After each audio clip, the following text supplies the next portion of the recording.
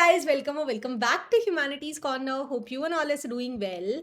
तो यार, आज के लेक्चर के अंदर हम पढ़ेंगे बच्चे क्लास जो हमारी 11th है उसकी ज्योग्राफी की पहली बुक का दूसरा चैप्टर जिसका नाम है the origin and the evolution of the earth. तो जैसा कि नाम हमें ऑलरेडी सजेस्ट कर रहा है कि इस चैप्टर में बेसिकली हमने अर्थ के एग्जिस्टेंस के बारे में काफ़ी सारी थ्योरीज को डिस्कस करना है कि कैसे अर्थ एग्जिस्टेंस में आई। एंड सिमिलरली अगर हम इवोल्यूशन की बात करते हैं तो हम ये पढ़ेंगे कि जैसे आज हमें अर्थ देखने को मिलती है वैसी आज से हजारों करोड़ों अरबों सालों पहले नहीं हुआ करती थी। It was very different from its present stage. ठीक है, पहले वो गैशियस नेचर में थी, किस तरीके से वो सॉलिड फॉर्म के अंदर आई। सिमिलरली अगर हम एटमॉस्फेयर को देखते हैं तो एटमॉस्फेयर भी ऐसा नहीं था जैसा आज हमको देखने को मिलता है। तो हम काफी सारी थ्योरीज पढ़ने वाले हैं जिसमें हम पढ़ेंगे कि अर्थ कैसे एग्जिस्टेंस में आई, सन कैसे आया, मून कैसे आए, स्टार्स कैसे बने, सिमिलरली एटमॉस्फेयर कैसे बना, हमारे ओशियंस कैसे बने। राइट, तो इन सब चीजों को आज हम डिटेल में पढ़ने वाले हैं। तो एक बड़ा इंटरेस्टिंग सा चैप्टर होने वाला है।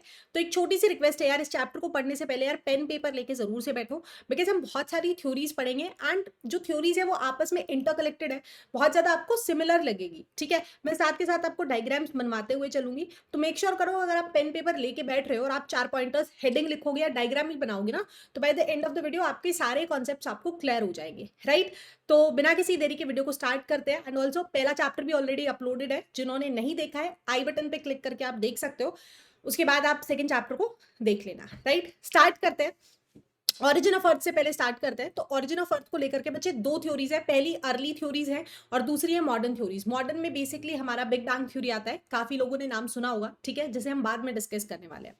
Starting with the early theories, इसमें सबसे पहली आती है नेबुलर हाइपोथीसिस। राइट, तो दी किसने थी, इसको दिया था इमानुएल कांत ने। एंड इसके बाद इसी थ्योरी को रीडिफाइन किया था किसने, लाप्लाक ने। ठीक है, तो एक नंबर के लिए बड़ा इंपॉर्टेंट बन जाता है कि who propose the theory of nebular hypothesis, तो the correct answer would be Immanuel Kant.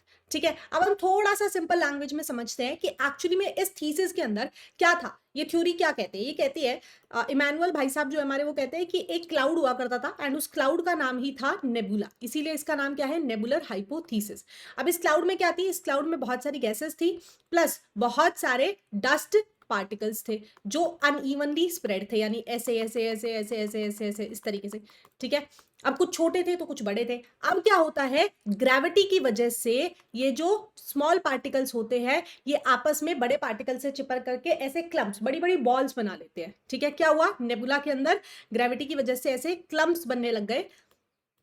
ठीक है, अब क्या होगा, क्योंकि ये कोलाइड कर रहे हैं, आपस में टकरा रहे हैं, ऐसे एक दूसरे के साथ चिपक रहे हैं, ऐसे बड़े बड़े क्लम्प्स बना रहे हैं, तो बहुत सा फ्रिक्शन की वजह से हीट जनरेट होगी। उससे क्या होगा, नेबुला हमारा एक्सपैंड हो जाएगा और एक डिस्क की शेप ले लेगा।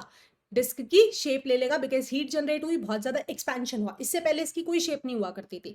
ठीक है, उसके बाद क्या होता है, अब ये क्लम्प्स ऐसे ही है। ठीक है, अब ये जब डिस्क की शेप ले लेता है तो ये कॉन्स्टेंटली रोटेट करने लग जाता है। क्या करने लग जाता है बच्चे, कॉन्स्टेंटली रोटेट करने लग जाता है। तो पहला स्टेप क्या है, नेबुला नाम का एक क्लाउड होता है जिसमें बहुत सारी गैसेस होती है और बहुत सारे डस्ट पार्टिकल्स होते हैं। अब दूसरे स्टेप में ग्रेविटी की वजह से छोटे पार्टिकल्स बड़े पार्टिकल्स के साथ आकर के टकराते हैं और ऐसे क्लम्प्स बना लेते हैं। अब क्योंकि वो टकराते हैं, उनमें फ्रिक्शन की वजह से हीट जनरेट होती है और ये जो क्लाउड होता है ये एक्सपैंड होता चला जाता है और एक डिस्क की शेप ले लेता है जो कॉन्स्टेंटली रोटेट कर रही है। ठीक है, समझ में आया। अब क्या होता है, एक होता है बेटे सेंट्रीफ्यूगल फोर्स, सेंट्रीफ्यूगल के अंदर होता है सेंट्रीपिटल फोर्स जिसके अंदर अंदर की तरफ चीजें आती हैं। एक होता है सेंट्रीफ्यूगल फोर्स यानी जो बाहर की तरफ जाता है। ठीक है, जो बाहर की तरफ फेंकता है। ठीक है, तो अब क्या होता है, इस डिस्क के अंदर ऐसे कॉन्स्टेंटली रोटेट कर रही है, गैसेस आपस में कोलाइड कर रही हैं, बड़े बड़े पार्टिकल्स, जो छोटे पार्टिकल्स है वो और बड़े बड़े बड़े होते जा रहे हैं।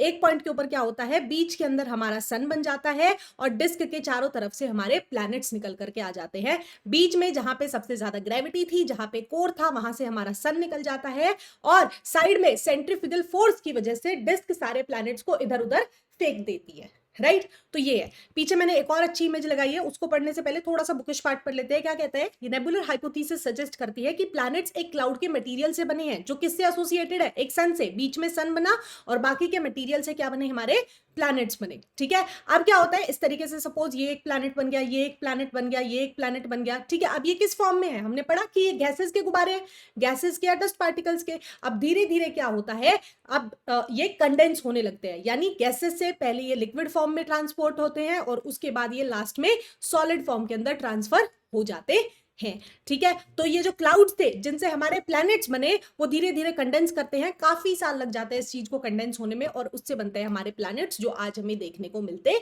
हैं। ठीक है, इसी थ्योरी को बाद में सिजमिट और विस्कर ने भी रिवाइज किया। उन्होंने मेनली यही कहा था कि जो सन था उसके अराउंड जो ये हमारा ये बबूला बना हुआ है, नेबुला बना हुआ है, इसमें हाइड्रोजन, हीलियम और डस्ट के पार्टिकल्स थे। ठीक है, तो उन्होंने बताया कि कौन कौन सी गैसेस थी इस क्लाउड में, हाइड्रोजन था और हीलियम था और बहुत सारे डस्ट पार्टिकल्स थे। राइट, दोबारा से देख लेते हैं। नेबुलर हाइपोथेसिस कहती है कि एक क्लाउड हुआ करता था जिसमें बहुत सारे छोटे छोटे पार्टिकल्स थे जो क्या करते हैं, after a point of time एक दूसरे से कोलाइड करते जाते हैं, बड़े बड़े क्लम्स बनाने लग जाते हैं, गुच्छे बनाने लग जाते हैं। ठीक है, बिकॉज ऑफ ग्रेविटी। अब क्योंकि कोलाइड कर रहे हैं, फ्रिक्शन हो रहा है, तो बहुत सारी हीट जनरेट हो रही है, तो अब हमारा नेबुला एक्सपैंड हो जाता है और एक डिस्क की शेप में कन्वर्ट हो जाता है, जो अब कॉन्स्टेंटली रोटेट कर रही है, चक्कर लगा रही है, ऐसे घूमते जा रही है, घूमते जा रही है। ठीक है, फिर लास्ट में क्या होता है, जहां पे सबसे ज्यादा मास होता है वहां से हमारा सन निकल आता है और डिस्क के चारों तरफ से हमारे प्लैनेट्स निकल करके आ जाते हैं। प्लैनेट्स पहले गैसियस फॉर्म में होते हैं इस तरीके से जैसे ये निकल के आया, धीरे धीरे ये लिक्विड फॉर्म में होते हैं और फिर फाइनली ये सॉलिड फॉर्म में कन्वर्ट हो जाते हैं, जैसे आज हमें प्लैनेट्स देखने को मिलते हैं। आया समझ में? ठीक है, अब एक पॉइंट और यहां पे नोट कर लो, दो पॉइंट। पहला तो पढ़ते हैं हम हाइपोथेसिस, राइट। इसके पीछे हाइपोथेसिस लिखा गया, इसके पीछे थ्योरी नहीं लिखा गया नेबुलर हाइपोथेसिस के पीछे, क्योंकि हाइपोथेसिस का मतलब होता है अजम्पशंस, यानी आपके पास इतने एविडेंसेस नहीं है कि आप अपनी थ्योरी को प्रूव कर पाए। लेकिन जब हम आगे बिग बैंग थ्योरी को पढ़ेंगे तो हमें पता चलेगा उसको जिसने इनिशिएट किया था उन्होंने काफी सारे एविडेंसेस दिए थे जो आज भी ये जस्टिफाई करते हैं कि बिग बैंग जैसा कोई इवेंट हुआ था। ठीक है, इसीलिए क्या डिफरेंस है, हाइपोथेसिस अजम्पशंस होती है, उसको बार बार क्रिटिसाइज किया जाता है, लोग उसको चैलेंज करते हैं, तो वो अपने पॉइंट्स इतने प्रूफ नहीं कर पाती है, ऐसे कोई पुख्ता सबूत नहीं दे पाती है कि उसको हम थ्योरी बोल सके, इसीलिए उसको क्या बोला जाता है, हाइपोथेसिस। ठीक है, आया यहां तक समझ में कि नेबुलर हाइपोथेसिस क्या था, हाइपोथेसिस उसे क्यों बोला जाता है, because it is not much widely accepted, लेकिन बिग बैंग थ्योरी को बहुत सारे लोग एक्सेप्ट करते हैं एंड उसी के अंदर बिलीव करते हैं। ठीक है, दूसरा पॉइंट हमने पढ़ा कि जो प्लैनेट्स थे पहले वो गैसियस फॉर्म के अंदर थे, गैसियस से वो लिक्विड फॉर्म में आए एंड उसके बाद वो कंडेंस होके सॉलिड फॉर्म के अंदर ट्रांसफर हो गए। लेकिन सारे जो प्लैनेट्स हैं वो कंप्लीटली सॉलिड फॉर्म के अंदर ट्रांसफर नहीं हुए हैं। अगर हम जुपिटर, सैटर्न जैसे प्लैनेट देखते हैं तो वहां पे आज भी गैसेस का जो कंसेंट्रेशन है वो काफी ज्यादा हाई है, जो हम आगे पढ़ेंगे। तो इस पॉइंट को आई थॉट यहाँ पे क्लियर आउट कर देती हूँ सो दैट बाद में कोई कंफ्यूजन ना हो। ठीक है, आगे समझ में, नेबुला नाम का एक क्लाउड था, क्लाउड के अंदर बहुत सारी गैसेस थी, डस्ट पार्टिकल्स थे जो ग्रेविटी की वजह से अट्रैक्ट करते हैं, क्लम्स बना लेते हैं, हीट जनरेट होती है जिससे डिस्क बन जाती है, क्लाउड बहुत ज्यादा एक्सपैंड हो जाता है। अब डिस्क कॉन्स्टेंटली रोटेट करती है, डिस्क के बीच में से हमारा सन निकल करके आता है और डिस्क के चारों तरफ से हमारे प्लैनेट्स निकल करके आते हैं। ठीक है, आगे चलते हैं, बाइनरी थ्योरीज। नाम से ही पता चल रहा है कि बाइनरी का मतलब है दो, यानी ये जो थ्योरिस्ट है ये आर्ग्यू करते हैं कि सन के अलावा एक और कंपेनियन यानी एक और स्टार प्रेजेंट था जिससे हमारे प्लैनेट्स का फॉर्मेशन हुआ है। ठीक है, तो ये थ्योरी सबसे पहले चैम्बरलिन और माउंटलेन ने दी थी। इन्होंने कहा था कि एक वेंड्रिक स्टार, देखो पहले सिंपल डायग्राम से समझ लेते हैं कि सन हुआ करता था, सन के पास से एक स्टार गुजरता है। ठीक है, और जैसे ही इससे गुजरता है ग्रेविटी की वजह से ये कुछ मटीरियल, एक शिगार शेप का मटीरियल सन से एक्सट्रैक्ट कर लेता है, सेपरेट कर लेता है। ठीक है, तो क्या हुआ, सन के पास से एक स्टार गुजरा एंड इसने कुछ एक शिगार शेप का मटेरियल एक्सट्रैक्ट कर लिया। ठीक है, वो सन से बाहर की तरफ आ गया, सोलर सरफेस से सेपरेट हो गया। राइट, अब क्या होता है, ये स्टार तो भैया हमारा निकल लेता है। ठीक है, और ये जो मटेरियल जो रह जाता है ये काफी सालों तक रिवॉल्व करता है सन के अराउंड ही एंड फिर धीरे धीरे, क्योंकि अब ये जो पार्टिकल था ये सन से बनाए तो इसमें ऑब्वियसली वही सेम गैसेस थी, इसके अलावा बहुत सारे डस्ट पार्टिकल्स थे, ये घूमता रहता है, धीरे धीरे ये कंडेंस होता है, गैसेस से लिक्विड फॉर्म में आता है, सॉलिड फॉर्म में आता है एंड इससे हमारे प्लैनेट्स बन जाते हैं। ठीक है, इस थ्योरी को सर जेम्स जीन्स ने और सर हार्लॉर्ड जेफरी ने भी सपोर्ट किया है। ठीक है, अब क्या होता है, ये जो थ्योरीज थी इस टाइम तक आते आते क्या होता है, काफी लोग अभी तक सिर्फ और सिर्फ हम अर्थ के एग्जिस्टेंस को स्टडी कर रहे थे, हम ये जानना चाहते थे कि अर्थ कैसे एग्जिस्टेंस में आई, उसी के रिगार्डिंग काफी सारी थ्योरीज आ रही थी। लेकिन अब धीरे धीरे साइंटिस्ट का इंटरेस्ट आता है कि क्यों हम सिर्फ अर्थ को पढ़े, हम पूरे सोलर सिस्टम को पढ़ते हैं, हम पूरे यूनिवर्स का एग्जिस्टेंस निकालने की कोशिश करते हैं। तो यहीं से हमारी थ्योरी आती है, मॉडर्न थ्योरी, जिसके अंदर ना सिर्फ अर्थ का, हमारे स्टार्स का भी, हमारे पूरे यूनिवर्स का जो एक तरीके से ऑरिजिन हुआ है उसको एक्सप्लेन किया गया है, जिसका नाम है बिग बैंग थ्योरी। ठीक है, तो बिग बैंग थ्योरी कहती है, ये मोस्ट पॉपुलर आइडिया है कि किस तरीके से ये पूरा यूनिवर्स बनाए, पूरा संसार बनाए। ठीक है, ये कहता है कि यूनिवर्स जो है वो एक बहुत छोटे से, टाइनी से, छोटे से, डेंस और हॉट पॉइंट से बना है, जो धीरे धीरे after a point of time expand हो गया, जिस तरीके से इस इमेज में दिखाया गया है। ठीक है। और ये कहता है कि ये एक्सपेंशन आज तक कंटिन्यूअसली चल रहा है और इसको सपोर्ट करने के लिए एडविन हबल ने 1920 में एक एविडेंस दिया था कि जिस तरीके से देखो, ये बलून का एग्जांपल है, बलून पे 4 डॉट्स लगाई गई है और जैसे इसके अंदर हवा भर दी गई तो डॉट्स का जो डिस्टेंस है वो काफी ज्यादा इंक्रीज हो गया है। तो सिमिलरली ये कहते हैं कि आज भी हमारी गैलेक्सीज के बीच का जो डिस्टेंस है वो टाइम टू टाइम, साल दर साल बढ़ता ही जा रहा है। ठीक है। फॉर एग्जाम्पल 2 गैलेक्सीज अगर कुछ सालों पहले यहां हुआ करती थी तो कुछ सालों बाद अब वो यहां पहुंच गई है। ठीक है। तो ये कहता है कि गैलेक्सीज एक दूसरे से थोड़ा थोड़ा डिस्टेंस उनका बढ़ता जा रहा है एंड आज भी ये थ्योरी एग्जिस्टेंस में है। ठीक है। ये एक्सपेंशन चलता जा रहा है। स्टेजेस की बात करते हैं तो ये कहता है कि जो पूरा मैटर था, जिससे पूरा यूनिवर्स बना है, सारी गैसेस है, डस्ट पार्टिकल्स है, वो सब एक छोटे से हॉट पॉइंट के अंदर हुआ करती थी। ठीक है। फिर कहता है कि एक मैसिव एक्सप्लोजन होता है, बहुत तेज का धमाका होता है, जिसको उस धमाके को नाम दिया गया था बिग बैंग। ठीक है। जिससे ये जो पॉइंट है ये एक्सपैंड होता चला जाता है, जो कब हुआ था 13.7 बिलियन ईयर्स अगो पहले हुआ था। ठीक है। अब जैसे जैसे यूनिवर्स एक्सपैंड करता है तो जो एनर्जी थी इस पॉइंट में, जो गैसेस थी, वो सब धीरे धीरे मैटर के अंदर कन्वर्ट होती चली जाती है एंड विद इन 3 मिनट्स हमें अपना पहला एटम देखने को मिलता है। ठीक है। तो थ्योरी क्या कहती है? थ्योरी कहती है कि एक पॉइंट था, पॉइंट के अंदर बहुत मेजर तरीके से ब्लास्ट होता है, फर्स्ट फ्यू सेकंड्स के अंदर सारा जो एनर्जी था वो मैटर की फॉर्म में कन्वर्ट हो जाती है, पहली 3 मिनट के बाद पहला हमारा एटम बनता है और उसके 3 लाख सालों बाद अब जो एटम्स बन रहे थे अभी भी इसमें बहुत सारी हीट थी, तो धीरे धीरे ये कंडेंसेशन का प्रोसेस स्टार्ट होता है। कब? इसके भी 3 लाख सालों के बाद। और उसके 1 बिलियन ईयर्स अगो के बाद हमारे प्लैनेट्स बनना स्टार्ट होते हैं एंड 14 बिलियन ईयर्स के बाद हमारी ह्यूमन लाइफ एग्जिस्टेंस में आने लगती है। ठीक है। यही सेम लिखा हुआ है स्टेजेस के अंदर कि आफ्टर 3 लाख ईयर्स जब बिग बैंग हो गया, जब ये एक्सप्लोजन हो गया, तो हमारा यूनिवर्स धीरे धीरे ठंडा होने लगता है, एटम्स बनने लगते हैं, हमें अपना यूनिवर्स ट्रांसपेरेंट दिखने लगता है। ठीक है। तो ये चीज बताई गई है हमारी बिग बैंग थ्योरी में कि एक पॉइंट था, पॉइंट से एक्सपेंशन हुआ, किस तरीके से विद इन 3 मिनट्स हमारा पहला एटम बना। और जब से यार ये 70% एमसीक्यू का न्यूज आया है, ठीक है, तो मेक श्योर करो कि जो भी चीजें हैं जहां से एक एक नंबर के क्वेश्चंस बन सकते हैं उन पॉइंट्स को बार बार रिपीट करके पढ़ो, उतना ज्यादा आपको दिमाग में वो याद रहेंगे। ठीक है। एंड उसके 3 लाख सालों बाद जो यूनिवर्स था वो ठंडा होना स्टार्ट होता है, एटम्स बनने स्टार्ट होते हैं एंड उसके भी 1 बिलियन सालों बाद हमारे प्लैनेट्स धीरे धीरे बनना स्टार्ट होते हैं। ठीक है। अब है एक स्टेडी स्टेट थ्योरी, इसकी अल्टरनेट थ्योरी है। जिस तरीके से बिग बैंग में कहा जाता है कि आज भी हमारा यूनिवर्स एक्सपैंड कर रहा है, काफी सारे जो थ्योरिस्ट है वो सजेस्ट करते हैं कि यूनिवर्स के एक्सपैंड होने की एक लिमिट है, जितना उसने होना था वो हो लिया। सो कहीं ना कहीं ये इस थ्योरी को मानते हैं, बट ये अपोज करते हैं किस पॉइंट को, कि यूनिवर्स आज भी एक्सपैंड कर रहा है। लेकिन इसके ज्यादा एविडेंसेस नहीं थे, ज्यादातर एविडेंसेस आज भी हमें बिग बैंग थ्योरी के देखने को मिलते हैं। इसीलिए ज्यादातर जो साइंटिफिक कम्युनिटी है वो बिग बैंग थ्योरी को ही सपोर्ट करती है compare to steady state theory. ठीक है। आगे चलते हैं। हमने देख लिया बिग बैंग एक्सप्लोजन हुआ। स्टार की अगर हम बात करते हैं, स्टार्स कैसे बने, यहाँ पे सबसे पहले समझो बच्चे लाइट ईयर क्या होता है। ठीक है। अगर हम अर्थ से सन का डिस्टेंस मेजर करने लग जाए, अर्थ से मून का डिस्टेंस मेजर करने लग जाए, या किसी 2 प्लैनेट्स के बीच का डिस्टेंस मेजर करने लग जाए, अगर हम उसको किलोमीटर मीटर्स की टर्म में मेजर करेंगे तो वो इनफाइनाइट टर्म्स तक चली जाएगी, जो प्रैक्टिकली पॉसिबल है ही नहीं, हम नहीं कर सकते, इतनी लंबी हमारी कैलकुलेशन चली जाएगी। ठीक है। तो हम क्या करते हैं, हम यहाँ पे लाइट का यूज करते हैं। तो लाइट ईयर क्या होता है? It represents the distance light travels in 1 year, जो कितना है 9.461 ट्रिलियन किलोमीटर्स। इसकी पावर 12 लगा लो। ठीक है। तो हम क्या करते हैं, हम लाइट ईयर में डिस्टेंस को मेजर करने के लिए यूज करते हैं, ना कि टाइम को मेजर करने के लिए। ठीक है। फॉर एग्जांपल अगर हम देखते हैं distance between sun and earth, अगर हम लाइट ईयर के अकॉर्डिंग मेजर करते हैं तो that would be 8.31 light minutes. ठीक है। और जो कि एक्चुअल किलोमीटर्स में अगर हम देखते हैं तो इतना बड़ा वैल्यू है इस तरीके से, इसीलिए हम लाइट ईयर को यूज कर रहे होते हैं डिस्टेंस मेजर करने के लिए, अपनी यूनिवर्स के बीच दो कोई भी बॉडीज के बीच का डिस्टेंस मेजर करने के लिए। ठीक है।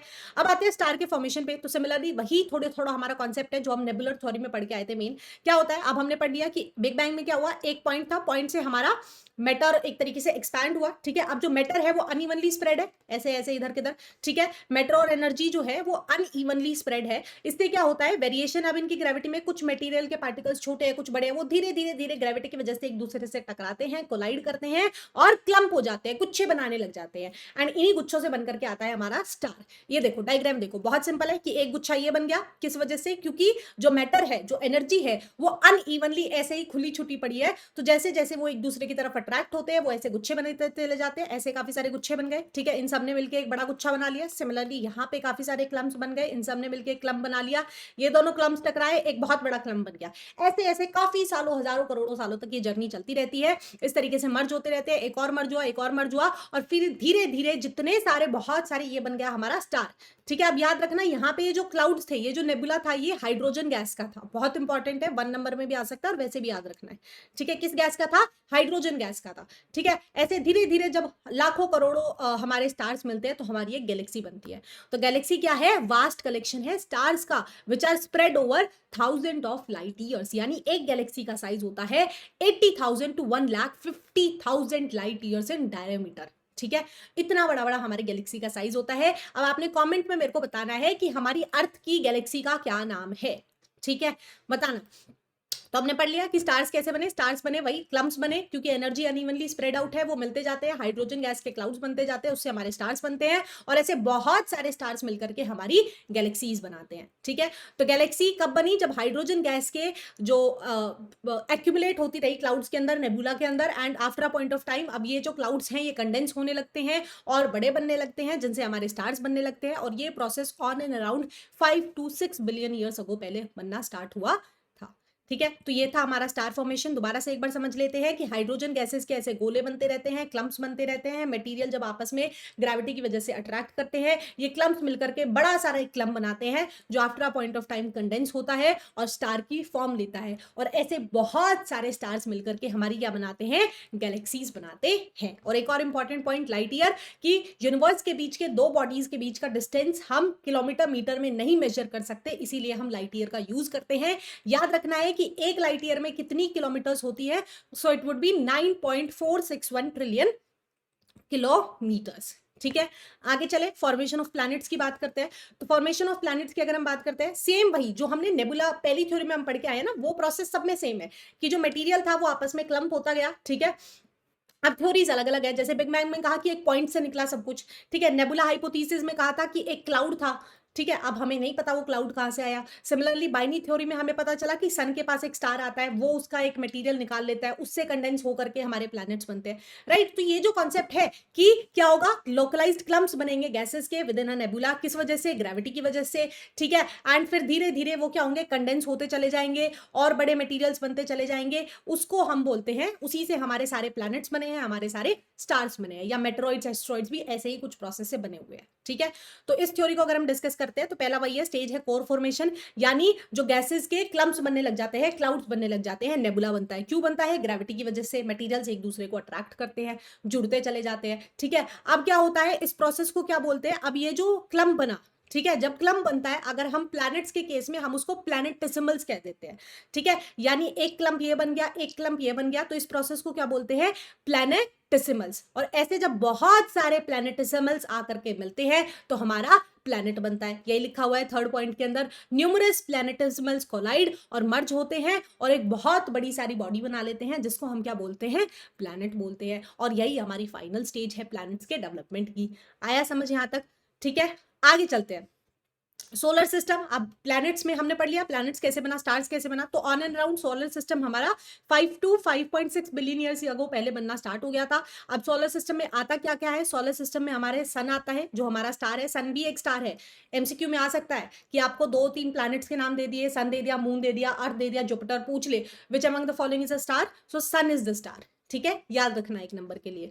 इसके अलावा हमारे पास हमारे 8 प्लैनेट्स हैं, 63 मून्स हैं, और बहुत सारे एस्ट्रॉइड्स हैं, कॉमेट्स हैं, डस्ट है, गैस पार्टिकल्स है, और भी बहुत सारा ऐसा स्ट्रक्चर हमें अपने यूनिवर्स या सोलर सिस्टम में देखने को मिलता है।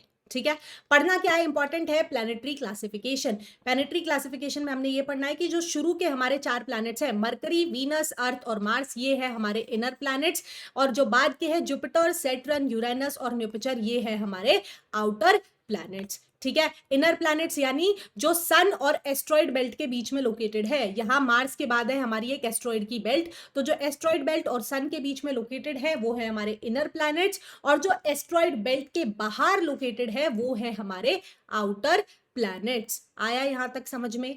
ठीक है, इसके बाद क्या लिखा जाता है, अब इनर प्लैनेट्स को हम टेरेस्ट्रियल प्लैनेट्स भी कहते हैं। क्यों कहते हैं? बिकॉज इनका कॉम्पोजिशन रॉकी है। ठीक है, जोवियन प्लैनेट्स की अगर हम बात करें, जोवियन का मतलब ही होता है गैसियस, यानी इनका जो कॉम्पोजिशन है वो आज भी गैसियस है, वो पूरे तरीके से कंडेंस नहीं हुए हैं। हमें यहाँ पे हाइड्रोजन और हीलियम जैसी गैसेस का कंसेंट्रेशन बहुत ज्यादा मात्रा में देखने को मिलता है, इसीलिए आउटर प्लैनेट्स को जोवियन प्लैनेट्स भी कहा जाता है और इनर प्लैनेट्स को टेरेस्ट्रियल प्लैनेट्स कहा जाता है। ठीक है, इफेक्ट ऑफ सोलर विंड अगर हम देखते हैं तो जो हमारे सामने वाले इनर 4 प्लैनेट्स हैं, इन पे सोलर विंड्स बहुत तेज मात्रा में आती हैं। तो इसी वजह से क्या हुआ था, जब ये धीरे धीरे जैसे गैसियस के गोले बने थे, गैसेस के गोले बने थे, सिमिलरली सारे प्लैनेट्स इस तरीके से, लेकिन क्योंकि ये चारों सन के बिल्कुल पास में थे, तो जो सोलर विंड्स होती थी वो इनकी ज्यादातर गैस को या डस्ट पार्टिकल्स को अपने साथ उड़ा ले जाती थी, इसीलिए ये जल्दी कंडेंस हो पाए और ये पूरे के पूरे हमें सॉलिड फॉर्म में देखने को मिलते हैं। सॉलिड इनका एक स्ट्रक्चर बन गया। लेकिन क्योंकि ये बहुत दूर थे, सोलर विंड्स इन तक नहीं आ पाई, तो आज भी यहाँ पे हाइड्रोजन और हीलियम जैसी गैसेस काफी मात्रा में देखने को मिलती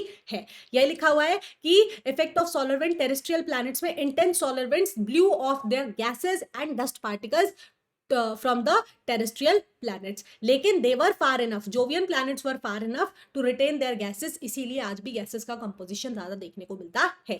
ग्रेविटी अगर हम देखते हैं तो जो हमारे आगे वाले इनर प्लैनेट्स की ग्रेविटी है वो कम है कंपेयर टू आउटर प्लैनेट्स। ठीक है, 3 हमने बेसिक डिफरेंसेस पढ़े हैं कि टेरेस्ट्रियल प्लैनेट्स का कंपोजिशन रोकी है, जोवियन का हमारा गैसियस है। यहाँ पे सोलर विंड ज्यादा आती है, यहाँ पे सोलर विंड्स कम आती है, यहाँ पे ग्रेविटी कम है, यहाँ पे ग्रेविटी ज्यादा है। ठीक है, नेक्स्ट टॉपिक पे चलने से पहले बच्चे 1 नंबर का बहुत इंपॉर्टेंट क्वेश्चन आ जाता है प्लूटो की रिक्लासिफिकेशन को लेके। ठीक है, तो 2006 तक प्लूटो को जो हमारे बाकी 8 प्लैनेट्स हैं, एक्सो प्लैनेट्स जिनको कहा जाता है, उसी कैटेगरी में डाला गया था। लेकिन 2006 के अंदर इंटरनेशनल एस्ट्रोनॉमिकल यूनियन इसे रिक्लासिफाई कर देती है डार्क प्लैनेट्स की कैटेगरी में डाल करके। ठीक है, आगे चलते हैं फॉर्मेशन ऑफ मून। तो moon is the only natural satellite जो अर्थ के पास है। अगेन 1 नंबर में बड़ा इंपॉर्टेंट क्वेश्चन बन गया। ठीक है, अब मून को लेकर के बच्चे 2 थ्योरीज है। पहली थ्योरी की अगर हम बात करते हैं अर्ली थ्योरीज में, तो जैसे सर जॉर्ज डार्विन ने दिया था 1838 में, इनका कहना था कि अर्थ और जो मून थी पहले वो एक ही सिंगल बॉडी हुआ करती थी, लेकिन कुछ टाइम बाद एक हिस्सा टूट गया जो हमारा मून बन गया। ठीक है, यानी ये जो अर्थ थी, अर्थ का एक हिस्सा टूट गया, टूटा हुआ हिस्सा हमारा मून बन गया, और जहां से मून टूटा था वहां पे हमारा पैसिफिक ओशन बन गया।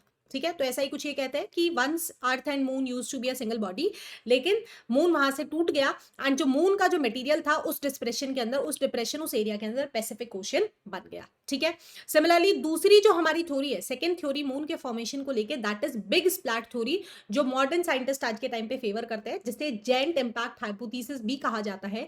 ये थ्योरी कहती है कि अर्थ जैसे ही फॉर्म हुई उसके बनने के कुछ मिनटों या कुछ टाइम बाद ही एक मार्स जितनी बॉडी आती है, मार्स के साइज की बॉडी आती है, जो अर्थ से आकर के टकराती है, कोलाइड करती है, उस वजह से अर्थ का कुछ हिस्सा टूट करके स्पेस में चला जाता है, और ये जो हिस्सा टूटा था यही मून बन जाता है अबाउट 4.4 बिलियन ईयर्स अगो। ठीक है, 2 थ्योरीज है। पहली थ्योरी के अंदर क्या हुआ कि अर्थ से ही अपने आप मून टूट गया और जहां से टूटा उस हिस्से में पैसिफिक ओशन बन गया।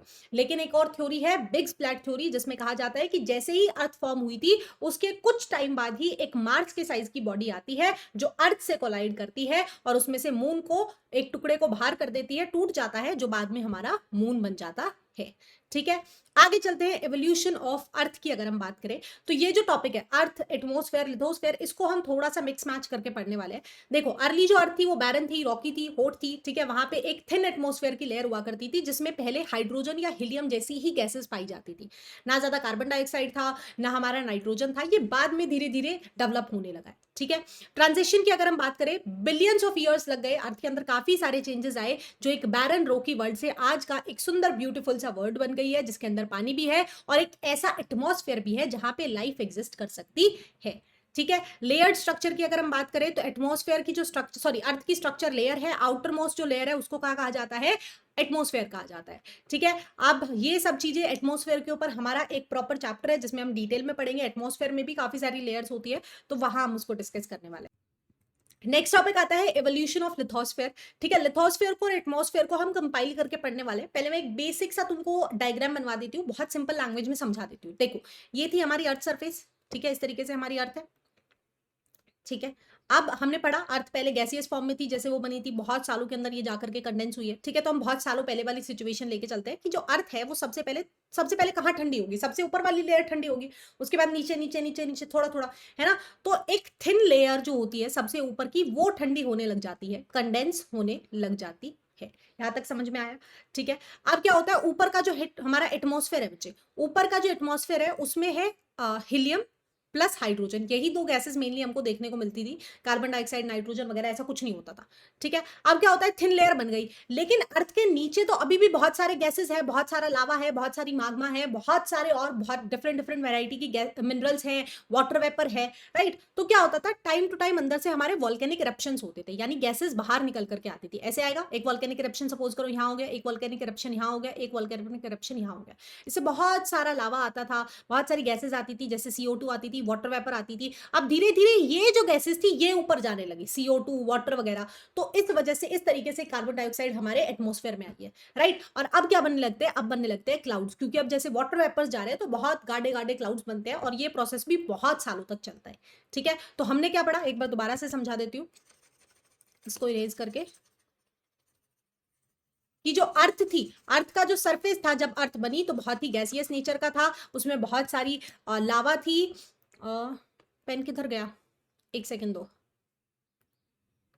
ठीक है। जो अर्थ का जो स्ट्रक्चर था उसके अंदर बहुत सारी गैसेस थी, बहुत सारे लावा थे, बहुत सारे वाटर वेपर थे, एक थिन लेयर, सबसे ऊपर की लेयर कंडेंस होने लग जाती है, लेकिन अभी भी वो इतनी मोटी नहीं थी कि अंदर से मटेरियल को आने को रोक पाए, ठीक है। तो क्या होता था, यहां से बहुत सारी गैसेस निकल करके आती थी, वाटर वेपर निकल करके आता था, जैसे नाइट्रोजन आता था, कार्बन डाइऑक्साइड आता था, धीरे धीरे यहां हमारे क्या बनने लगे, अब क्लाउड्स बनने लगे, राइट। पहले क्या होती थी, हाइड्रोजन हीलियम, लेकिन अब यहां से CO2 जाने लगे ऐसे ऊपर की तरफ निकल करके, नाइट्रोजन गैस जाने लगी, वाटर वेपर्स जाने लगे, और बहुत सारी गैसेस हमारी इन्वायरमेंट में जाने लगी। तो इस तरीके से ये वोल्केनिक इरप्शन होता था। आया समझ में कि किस तरीके से हमारे क्लाउड का कंपोजिशन चेंज हुआ। अब ये जो प्रोसेस है जिसमें अंदर की तरफ से इंटीरियर से गैसेस बाहर आ रही है, इस प्रोसेस को बच्चे बोला जाता है डी गैसिंग। क्या बोला जाता है, डी गैसिंग, ठीक है। और अब ये जो आता था, लावा आता था, ये तो आफ्टर पॉइंट ऑफ टाइम दोबारा से यहाँ पे ठंडा होकर जकड़ जाता था, ऐसी शेप बना लेता था, और ये जो बीच का एरिया बच गया था, यहाँ पे जब क्लाउड्स हमारे बहुत अच्छे से बन गए काफी सालों में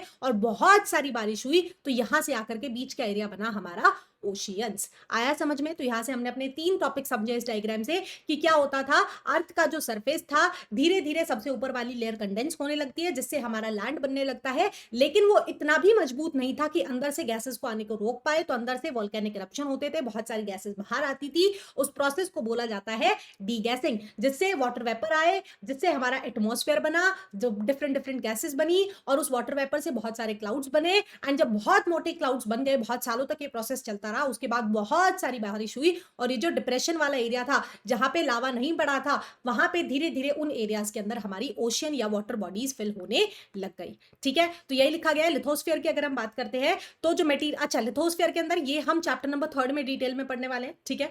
तो क्या होता है, अर्थ के अंदर की अगर हम बात करते हैं तो after a point of time ये सब चल रहा है बाहर की तरफ, लेकिन क्या होता है, जो हेवियर मेटल्स होते हैं, फॉर एग्जांपल आयरन, वो हमारा कोर की तरफ, नीचे की तरफ चला जाता है। तो जिन मटेरियल्स की डेंसिटी ज्यादा थी, हेवी थे, वो कोर की तरफ नीचे चले जाते हैं, और जिनकी डेंसिटी ज्यादा थी वो ऊपर की तरफ आने लग जाते हैं। And after a point of time क्या होता है, हमें प्रोसेस ऑफ डिफरेंशिएशन यानी बहुत सारी लेयर्स देखने को मिलती है, जैसे कि क्रस्ट, सबसे ऊपर वाली क्रस्ट, फिर मेंटल, फिर आउटर कोर, फिर इनर कोर, राइट। तो इस तरीके से विद इन अर्थ का अगर हम इंटीरियर स्ट्रक्चर देखते हैं तो वो बहुत सारी लेयर्स के अंदर डिवाइड हो गया था, जो हम चैप्टर नंबर 3 में डिटेल में पढ़ रहे होंगे, ठीक है।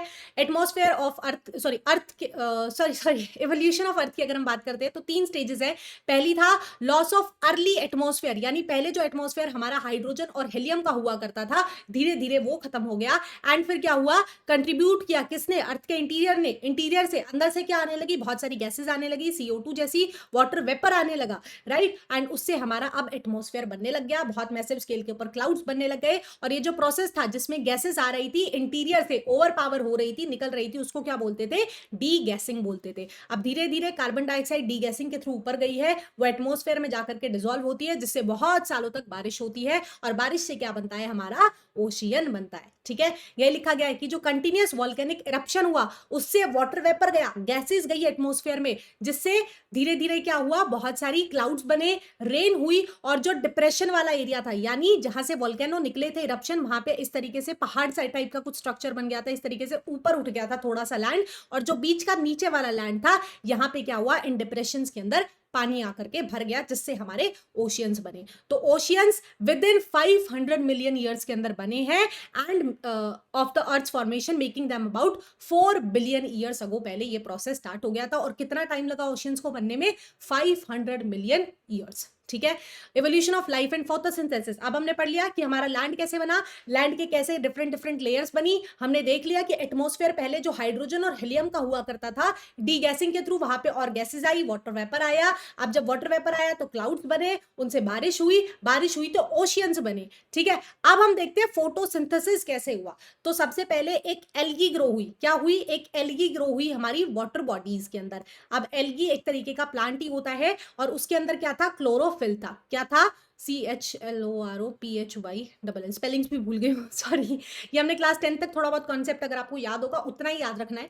ठीक है, तो क्लोरोफिल क्या होता है, लीव्स के अंदर एक ग्रीनी लीफी मटेरियल होता है, और जैसे ही क्लोरोफिल के ऊपर सनलाइट पड़ जाती है, क्या बन जाती है बच्चे, ऑक्सीजन बन जाती है ना। ऑक्सीजन कहां से मिलती है, प्लांट से मिलती है। प्लांट्स कैसे देते हैं, प्लांट्स के अंदर एक ग्रीन कंपाउंड होता है जिसको बोला जाता है क्लोरोफिल, और जैसे ही उस क्लोरोफिल के ऊपर सनलाइट बनती है, ऑक्सीजन बन जाती है। ठीक है, तो अब क्या हुआ, ये on and around 2.5 to 3 billion years पहले स्टार्ट हुआ है, एंड धीरे धीरे ऐसी बहुत सारी एल्गी होती है, बहुत सारे प्लांट्स होते हैं जो हमारे एटमॉस्फेयर के अंदर O2 का कंसेंट्रेशन बढ़ा देते है। राइट, इस तरीके से पहले लाइफ जो थी वो ओशियंस तक ही कन्फाइंड थी, फिर फोटोसिंथेसिस होने लगता है जिससे ऑक्सीजन बनने लगती है, एंड रफली अराउंड 2 बिलियन ईयर्स के बाद, पहले आप आज के टाइम पे अगर आप कंसेंट्रेशन देखते हो ऑक्सीजन का, सो दैट इज 21%। ठीक है, सबसे ज्यादा नाइट्रोजन है 78% के आसपास आई थिंक, और कार्बन डाइऑक्साइड 0.03% के आसपास है। ठीक है, तो ये सारा प्रोसेस 2 बिलियन ईयर्स पहले स्टार्ट होने लगा था। ऑरिजिन ऑफ लाइफ की अगर हम बात कर ले, अर्ली जो अर्थ की कंडीशन थी वो सूटेबल नहीं थी, हमने देख लिया, बहुत गर्म थी, तपती हुई थी।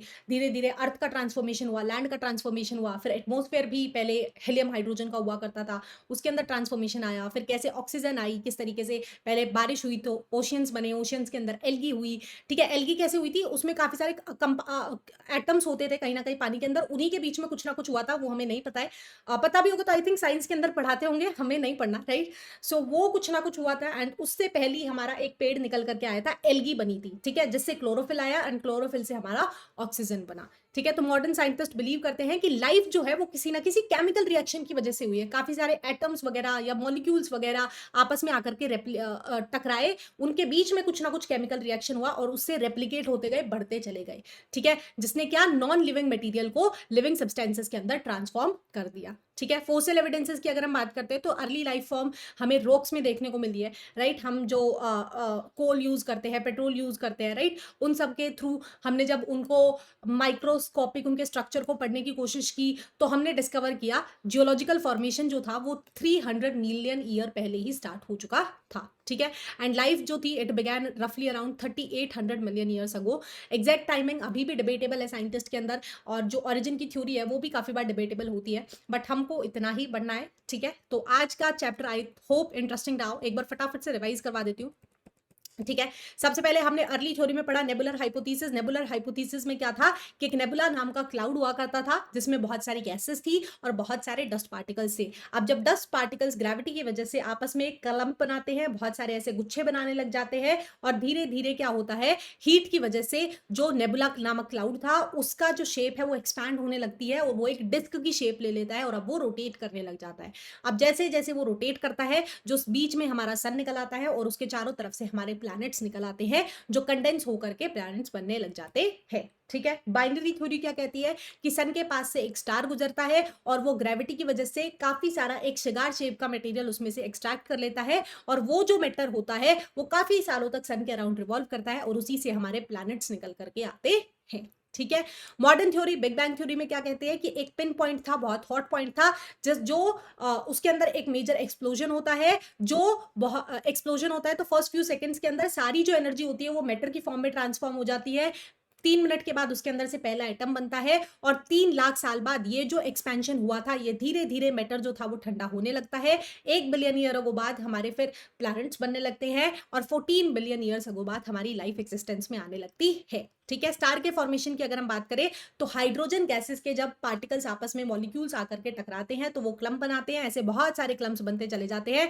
फिर एक बड़ा क्लम्प मिलकर के हमारा एक स्टार बनाता है और ऐसे ही लाखों करोड़ों हजारों स्टार मिलकर के क्या बनाते हैं, हमारी गैलेक्सीज को बनाते हैं। ठीक है? और हम किस में मेजर करते हैं डिस्टेंस को? लाइट ईयर में मेजर करते हैं, बिकॉज किलोमीटर मीटर में डिस्टेंस को मेजर करना प्रैक्टिकली पॉसिबल नहीं है यूनिवर्स के विद इन 2 बॉडीज या जिसको भी हम मेजर कर रहे होते हैं। प्लैनेट्स के फॉर्मेशन की अगर हम बात की जाए तो इस प्रोसेस को क्या बोला जाता है? प्लैनेटिसिमल्स बोला जाता है। यानी जब डस्ट पार्टिकल्स और गैसेस आपस में आकर के क्लम्प्स बनाती है, एक प्लैनेटिसिमल बनाती है और ऐसे बहुत सारे प्लैनेटिसिमल जब आपस में आकर के कोलाइड करते हैं वो एक बड़ा प्लैनेटिसिमल बनाते हैं एंड उससे बनता है हमारा प्लैनेट। ठीक है? आगे चलते हैं। सोलर सिस्टम में हमारे पास एक हमारा सन है, हमारे 8 प्लैनेट्स हैं, 63 मून्स हैं, बहुत सारे एस्ट्रॉइड्स हैं, मेटेरॉइड्स हैं, कॉमेट्स हैं, डस्ट है, गैसेस हैं और भी बहुत सारी चीजें हैं। ठीक है?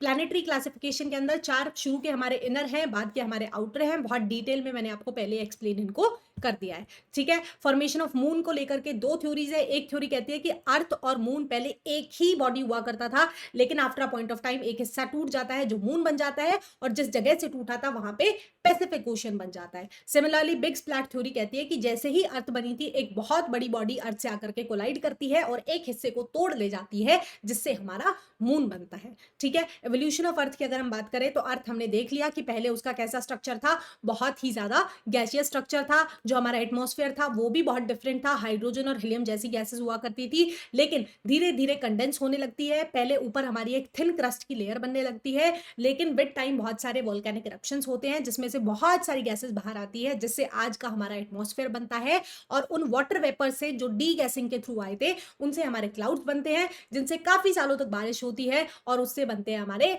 ओशियंस। अब ओशियंस में क्या होता है? ओशियन में पहली एक एल्गी आती है, एल्गी के अंदर फोटोसिंथेसिस होता है, क्लोरोफिल नाम का एक उनके अंदर कंपाउंड पाया जाता है और जैसे ही उस क्लोरोफिल पे सनलाइट पड़ती है ऑक्सीजन बन जाती है और काफी सालों तक ऐसा होता रहता है। तो आज के टाइम पे हमें 21% हमारे वातावरण में ऑक्सीजन देखने को मिलती है। ठीक है?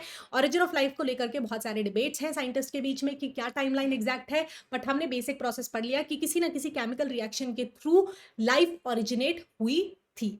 ठीक है? तो यहाँ पे वीडियो खत्म होता है। आई होप आपको एक्सप्लेनेशन पसंद आया होगा। वीडियो अच्छा लगा हो तो लाइक शेयर सब्सक्राइब जरूर करना। That's all for today. See you in next. Bye bye.